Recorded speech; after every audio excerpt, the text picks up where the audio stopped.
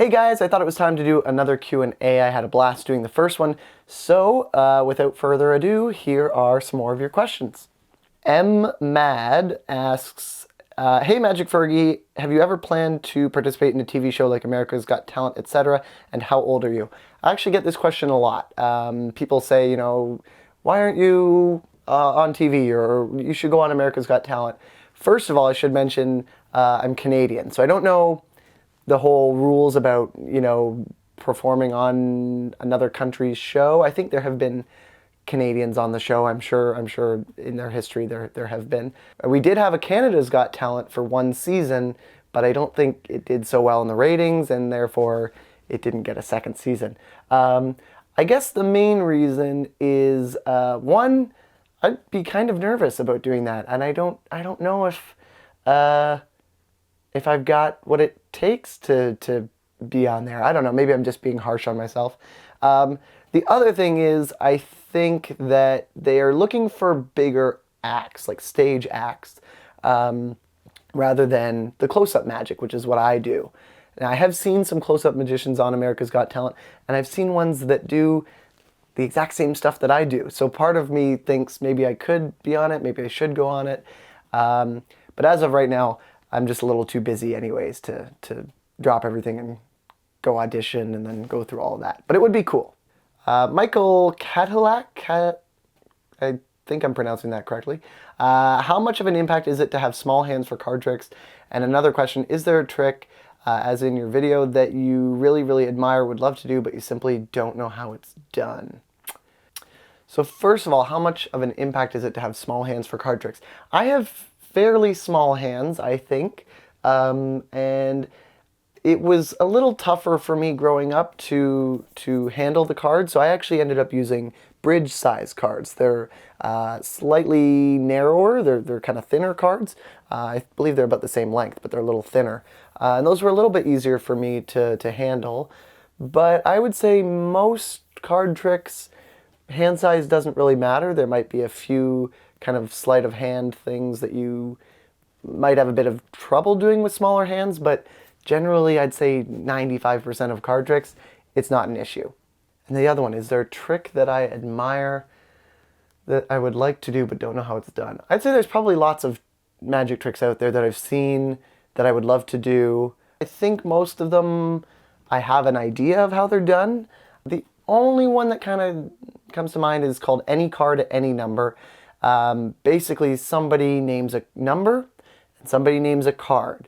You deal down whatever number of cards the person that picked the number said, and the card that the other person picked is at that number. So there's a card, there's a number, and that card is at that number in the deck without touching the deck or anything. I have no idea how it's done. There are different versions of it. So some of the methods I do know, but there's one that stands out in my mind, and I'll put a link to it in the description. It's pretty clean, and I don't know how it could possibly be done. Dragon Slayer asks, do you vlog?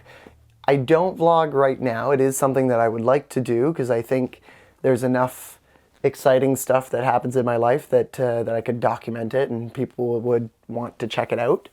But the only problem is I just don't have time to edit vlogs right now. So, and I'm kind of picky about that. I'm kind of a perfectionist when it comes to editing stuff, so I would want to edit. I know there's people that do just kind of a one-take vlog, or they just don't really edit. They just shoot it and put it up. But I find it really tough to do that. We'll see. Maybe down the road I might do some vlogs. Mother Walrus, I like that name, asks, as a magician, is it easy to watch other magicians perform and know how they did the trick? I would say most of the time I know how a trick is done when it's performed by a magician, but I can appreciate the magic trick for other things. So maybe the scripting that they use, the lines, the jokes, the pacing of it, the spectators' reactions. There's other elements to it than just the secret. So even if I know how it's done, it can still be an entertaining trick, and there's many tricks out there that I love to watch. Mr. X Winch asks, can you speak French? Un petit peu, I think, just a little bit. I wish I knew more though, because here in Canada, our second national language is French, so I wish I knew some more. But I know how to say kind of just the everyday things: thank you, hello, sorry, goodbye. I can count to maybe 15. It does remind me of a joke though. There's two cats. They're in a swimming race, swimming competition. The first cat is named un, deux, trois, and the second cat is named one, two, three. And the question I have for you is, who wins the race? Well, it's the one, two, three cat, because the un, deux, trois cat sank. That is one of my favorite jokes. Surfista asks, do you only work at the restaurant from your video, or do you have another job? I do have another job. I work at the local college here as a teaching assistant. I do some of the tech stuff for the teachers and help them out with cameras and audio recording and stuff like that. And in addition to that, I also shoot wedding videos and corporate videos, just a videographer in general for any sort of video need. And in addition to that, I also host a trivia night at a coffee shop here in town once a week. So a couple other part-time jobs. Big J Rich asks, while showing some amazing tricks, I think your channel would do well doing tutorials on how to perform these tricks. Would you ever consider a tutorial channel? So I do have some tutorial videos on my channel already. Those are my Teach Tuesday videos. I will say this though, I don't teach the tricks that I perform for Magic Monday. And the reason is most of those are marketed tricks. They're effects that someone has created, that I've purchased and I've took the time to learn. And revealing them on this channel would be, I think would be wrong for a couple of reasons. One, that's somebody's work, that's somebody's creation, and to reveal it, that's the main point of magic. It's based around secrets, so I can't reveal most of those. The other reason is there's a big difference between exposure and teaching. So exposure would be taking a trick and going, here's how it works, whether it's a mechanical solution to it or showing the sleights and just showing how it works. On the other hand, you have teaching, which is actually helping somebody to learn who's going to try and perform it. There are lots of people out there that just want to know how a magic trick is done, and I wouldn't feel right kind of teaching those people. So the tricks that I do teach on Teach Tuesday are generally more beginner stuff, because I think most people watching those videos want to get into magic or want to know a couple of tricks that they can perform for people. So I don't mind teaching those at all. And all of those tricks that I show are already kind of out there in the wild. They're not really owned by anybody, or if they were created, I'm sure, hundreds of years ago and have been around for a very long time. Fat Draft asks, when did you start doing magic tricks and how did you manage to actually become a magician? Watching all your videos from France. Well, thank you, Fat Draft. I started doing magic when I was about 7 years old. I got a magic kit for my first birthday, or not my first birthday, but I got my first magic kit for my 7th birthday.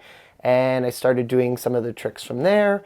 Then eventually I went to a magic shop, started buying tricks and books and just learning as much as I could. And then when we moved into town here, I went to a restaurant. There was a magician there who kind of noticed that I had some skill, took me under his wing, and eventually I started filling in for him at the restaurant. And that's where I still am today, 15 years later. So that's how I started performing and how I got the job. It was just kind of right place, right time, and knowing somebody who was very helpful and an excellent teacher. Black7 Apex 23 asks, what is the most difficult trick you can perform? There are tricks that I do that some people might find difficult, others might not. I would say there's one that I posted, it's the POV video. I think it's called Magician's POV. That one is one of the more difficult card tricks that I've learned. It's called the Ambitious card, and it's difficult to perform because it uses a number of different sleights, card maneuvers, if you will, that took a lot of practice for me when I was first starting out. So that is one of the more difficult ones that I perform. Trainer Red asks, why is the Tower of Pisa leaning? He said anything in general. That is true. I did say any questions. So the Tower of Pisa is leaning, I believe, due to erosion in the ground, and it has started sinking over the years. And I believe lately they've done some remediation to either stop it or slow it from sinking, because it was getting kind of a little dangerous. So I could be completely wrong about that, but I seem to recall that being the reason. But go look it up. And that's it for this one. Thank you again for all of your questions. If you have any more, feel free to leave them below, and I would love to do another one of these Q&As. So that's it for this week, and I'll see you next time. Fabric, and the banana proceeded to fling out and land directly at the feet of the children in the front row. And there was nothing I could really do to play it off. It was kind of the end of the trick. It was the end of the show. So I just kind of laughed it off. I said, I'll have to keep working on that one.